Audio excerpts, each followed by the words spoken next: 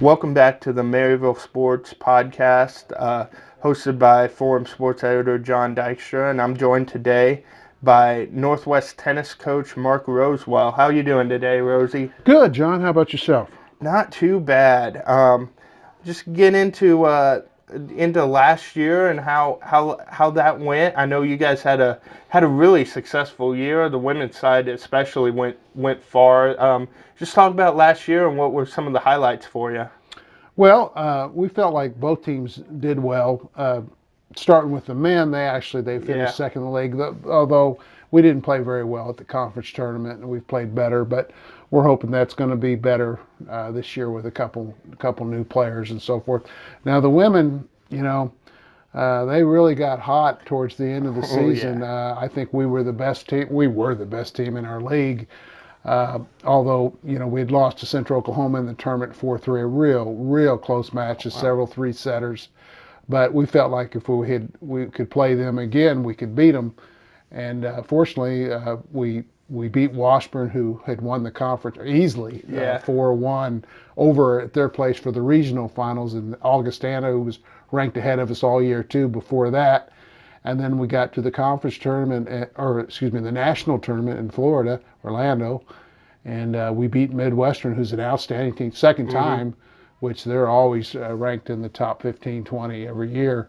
So that was a quality win, and then we lost to Indianapolis, who got to the top four after they beat Yeah. us, but and then Central Oklahoma, they lost their first round match, so we actually finished in the top eight, and they were in the top 16. So I was very, very happy. Yeah, and just in addition to the team success you talked about, just there, couple All Americans, one for the men and one for the women, Hmm. right? So, and how much does that help? Just, I mean, you obviously it all comes down to the team overall, but does that help for recruiting and just showing people that the program's doing well and everything?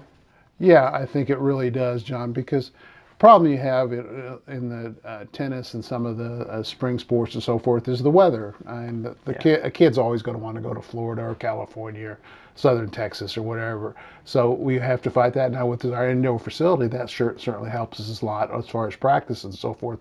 But to have one All American, but let alone one for each team, is just outstanding. And you talk about both of them had just tremendous seasons, and they earned it. They should be All Americans. We talked a little bit about the women, but the men obviously, like we just mentioned, All American Franco. Just what did you see from him last year? It was obviously a breakout year to earn all the accolades he did. I know he had a good finish at the ITA Mm-hmm. too and everything. What did you see from him, and what was the key to kind of that breakout season for him? He really just came out of nowhere because he'd played three for us his freshman year, and I mean a mediocre three. It wasn't anything Yeah, outstanding or whatever. But boy, he got hot in the fall, and now in the spring it was a little bit tougher, and he had some quality wins. But he had to be in the top 20 to be an All American.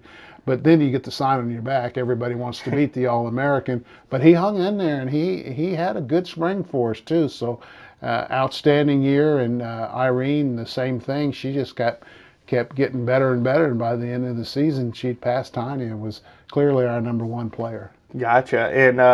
And who just kind of turning it forward to next season, just talk about who you have back, who are some of the losses from last year, and what you're kind of looking for, or what you're kind of looking at for this. Mm-hmm. Obviously, the fall you have a shorter schedule, but then the spring too.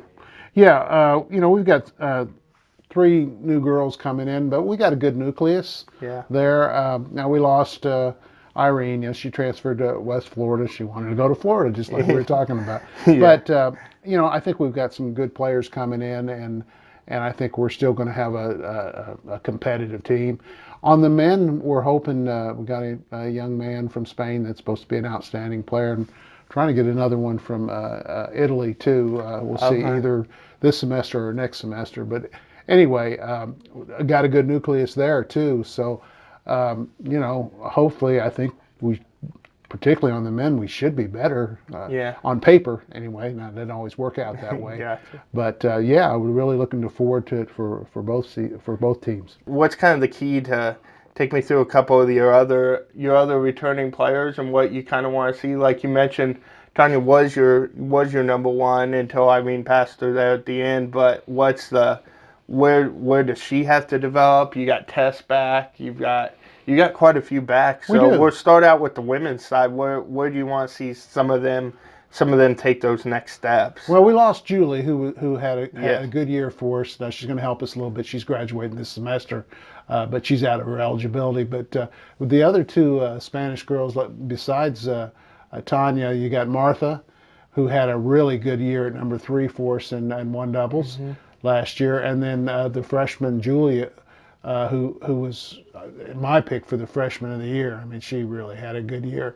So Yeah. you can see that we have some weapons, And then on the men, we've got well, you start with Franco, but then Bjorn is back and Augustine, and there's some players that are back that are, usually when they get a little experience, they get better the next year. We're hoping that's what's going to happen this year too. And obviously been doing as long as you have. Just what kind of have you been able to take from each season, and what gets you kind of pumped up to start this new one? You've been through a lot of these off seasons and getting ready for the next season, but what kind of excites you to get back out there at the beginning of each season and start fresh, I guess.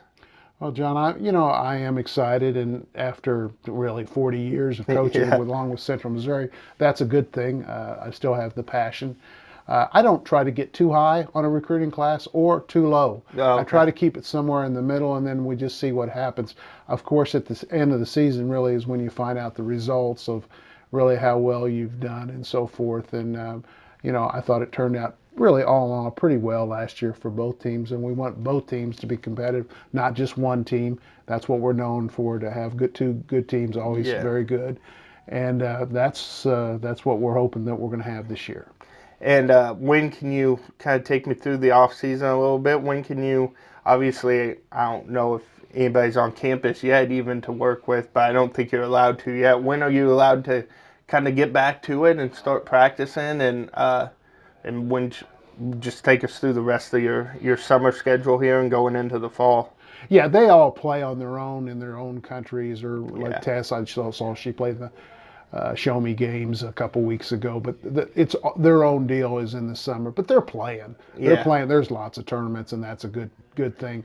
But as for us to get started, we won't start practicing really till that second week of classes once we get the physicals and all the insurance and all that taken care of. Actually, the first Monday is when we'll start practicing. So about when school starts. Oh, okay, gotcha. Yeah, is that kind of the benefit to obviously tennis? You play doubles, but really all you need is one person out there. It's not quite like It's different. The football or team one of stuff, those. You're yeah. you're allowed to work a little bit more in the off season. So is that kind of nice for you going in knowing that, hey, even if you're not allowed to be with them, they're playing somewhere. All these guys are working hard, and guys and girls are working hard to get ready for the season on their own a little bit. Yeah, it's pretty easy because you can see the tournaments that they're playing and so forth, and kind of keep an eye on them or whatever.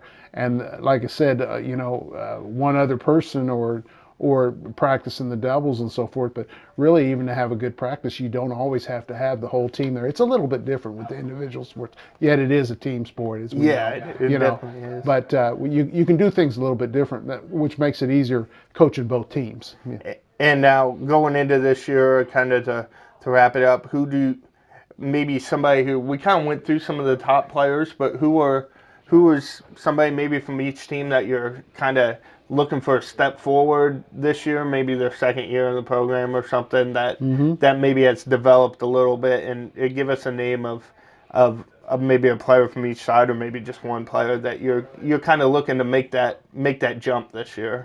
Well, on the women, like I mentioned, Julia will be a sophomore this Yeah. year, and Martha, who will be a senior. But they both made big strides either from the fall to the spring. Oh, So wow. I'm excited there. And then on the men, Augustine got a good year of experience. He played a solid 3 for us last year, and we're hoping that he can do well. And then, of course, I should mention our number 2, who was a top 50 player, Oh yeah. the Fabian. Who your two But I was mean, either. this kid's good. A lot of teams, he'd be the number 1 player. So I look forward to see what he can do. Yeah, for sure. Well, we look forward to seeing how the whole team does. But thanks for joining us today, Rosie, and good luck this season. Okay, John. Thank you for all your support and good luck with your next endeavor there.